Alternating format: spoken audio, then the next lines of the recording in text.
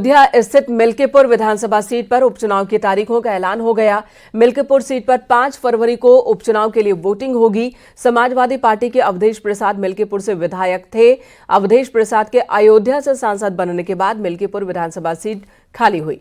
Ayodhya Lok Sabha seat जीतने के बाद एसपी ने दावा किया है कि वो अपनी इस सीट को भी उपचुनाव में बरकरार रखेगी। वहीं बीजेपी का पलटवार है कि हाल ही में हुए उपचुनावों की तरह ही मिल्कीपुर में भी बड़ी जीत बीजेपी को मिलेगी। टकराव की नीति है और जो तुष्टीकरण की नीति है उसको एक बार से जवाब देने का काम जनता ने बना लिया। सबसे चर्चित अयोध्या स्थित मिल्कीपुर विधानसभा सीट पर उपचुनाव की तारीखों का ऐलान हो गया है। मिल्कीपुर सीट पर दिल्ली विधानसभा चुनाव के साथ 5 फरवरी को उपचुनाव की वोटिंग होगी। 5 फरवरी को मतदान होगा और 8 फरवरी को नतीजे आएंगे। इस चुनाव के लिए 10 फरवरी को अधिसूचना जारी होगी। वहीं 17 जनवरी को नामांकन की आखिरी तारीख होगी। Last date of making nomination will be 17th of January. Scrutiny on 18th of January. Withdrawal 20th. These are the statutory periods of time which is given. Date of poll is 5th and counting is 8th and 5th again we have very deliberately kept. We are doing elections in by polls also. in Milkipur in UP की 9 सीटों पर हुए उपचुनाव के बाद एक बार फिर से एसपी और बीजेपी में फाइट देखने को मिलेगी।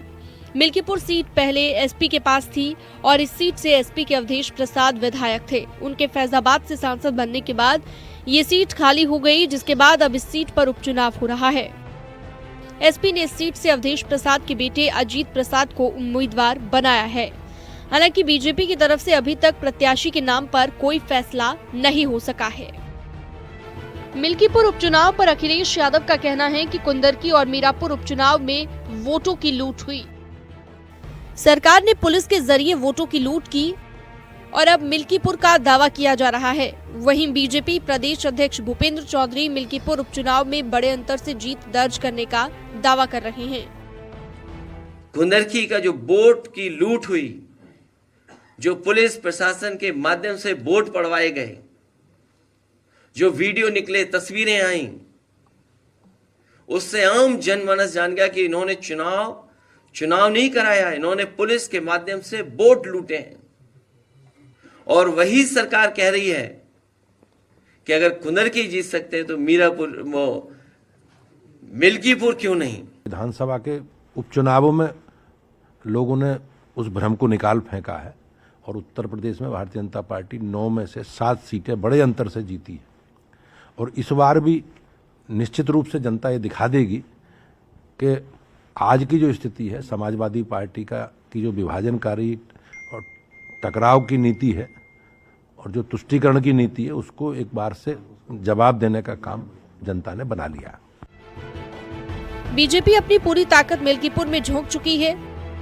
बीते 45 दिनों में सीएम योगी आदित्यनाथ अयोध्या के 15 दौरे कर मिल्कीपुर जीत की सियासी बिसात बिछा चुके हैं।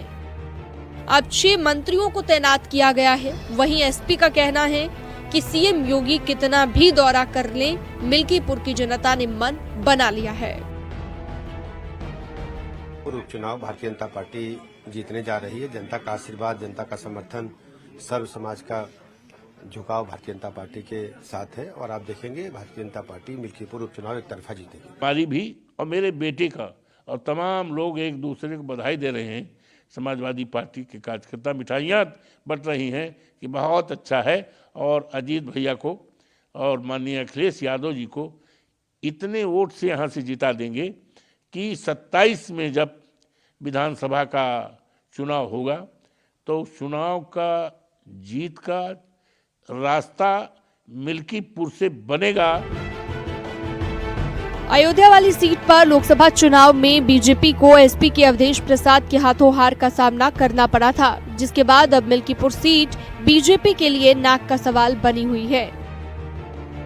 एसपी को हराकर बीजेपी ये संदेश देना चाहती है कि अयोध्या की जनता अब भी उनके साथ है और पार्टी की पकड़ जमीन पर कमजोर नहीं हुई है। न्यूज़ 18 के लिए ब्यूरो रिपोर्ट।